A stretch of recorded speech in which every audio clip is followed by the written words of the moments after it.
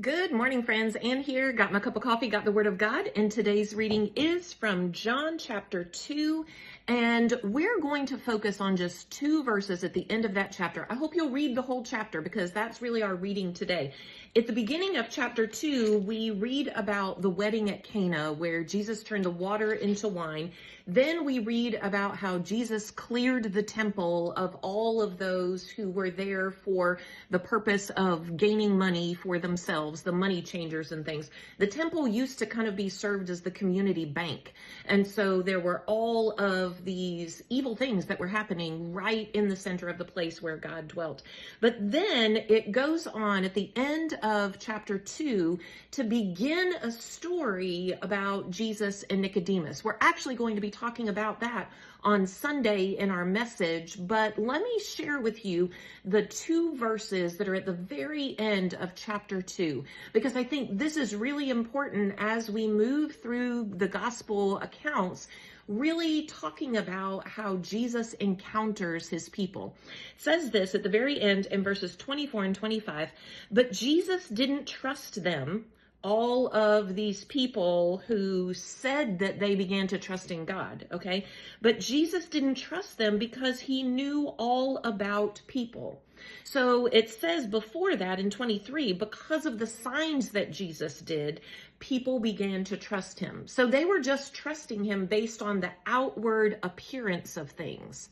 And Jesus saw more than just the outward appearance.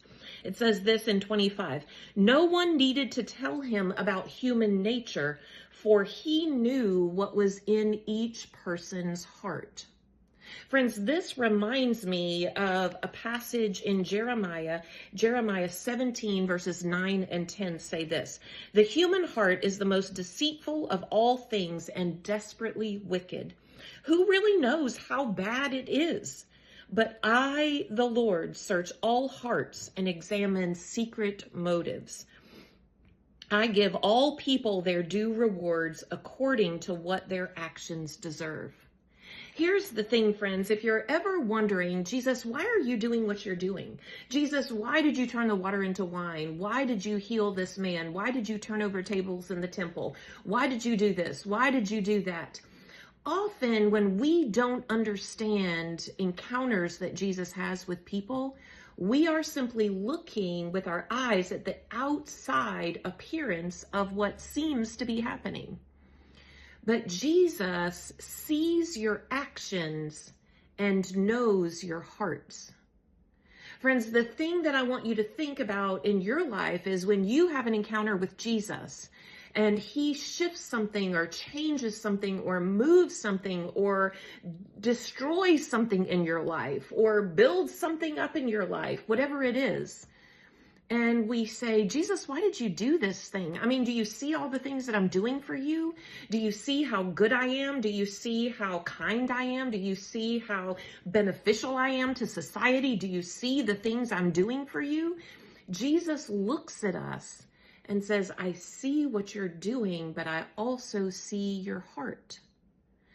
Friends, if you don't understand an encounter that you have with Jesus, look inside your heart. And let your heart be the thing that leads you to a better understanding of why Jesus might be doing something in your life.